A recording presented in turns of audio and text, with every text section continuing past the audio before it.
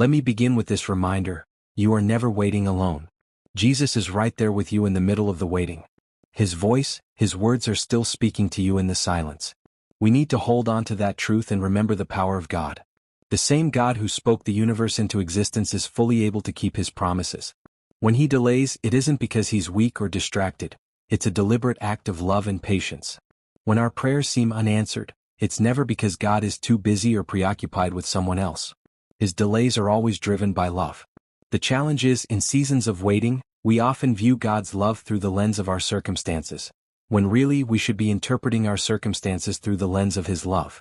God's timing is flawless. Life is difficult, yes. Hardship touches all of us. But even in the middle of struggles, God remains in control. Jesus never missteps. His timing is perfect in every situation. Here's where the tension lies: our timing is not perfect. We think we know when things should happen, for ourselves, our children, our careers, our relationships. But when it doesn't line up with our expectations, we end up tangled in frustration. Has anyone felt that? That knot in your heart when things don't happen on your schedule? But here's the truth: you don't have perfect timing. God does. Which means there will be moments where you have no choice but to wait. So what do you do while waiting?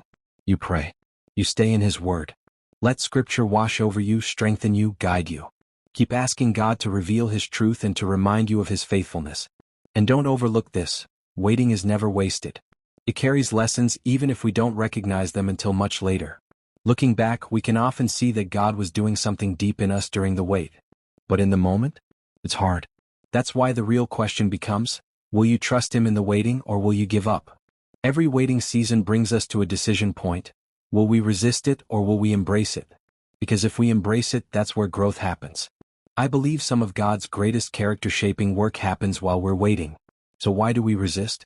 Because transformation is slow. Growth takes time. We want quick results. But faith calls us to trust the unseen, that even when we can't see movement, God is working beneath the surface. Think about it. What people call an overnight success usually takes decades of preparation. Yet we want results tomorrow. But God's way is different. If you don't recognize waiting as His preparation process, you'll live frustrated instead of formed. Waiting is not punishment, it's preparation. No one becomes who God designed them to be overnight. It takes years of unseen dedication. If you honor Him in the hidden preparation, you'll be ready when He opens the door for promotion. The waiting seasons refine us like fire in an oven, painful at times, but shaping us into something stronger and purer. And sometimes God doesn't give us what we're asking for because it's not what's best. Just like a loving parent won't hand their child something harmful, God withholds things out of love. Maybe we're not ready yet. Maybe that opportunity, relationship, or possession would pull us away from Him. In His goodness, He says not yet, or even no, because He sees what we cannot. So in the waiting, trust this: God is maturing you. He's pruning away what doesn't belong. He's shaping you into the image of Christ. And ultimately, He's preparing you for His best. What's your role? To surrender.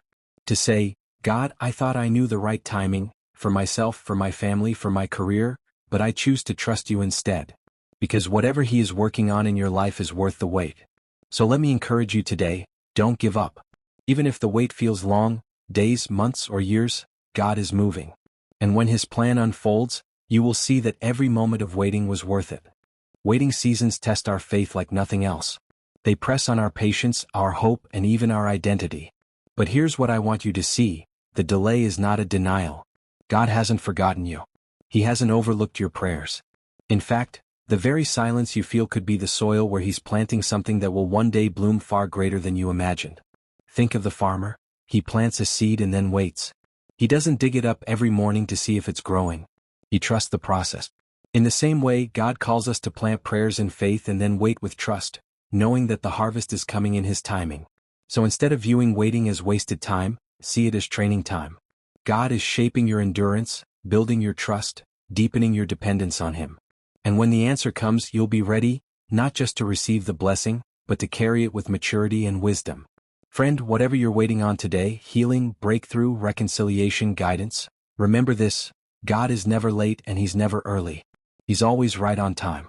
And His timing isn't just good, it's perfect.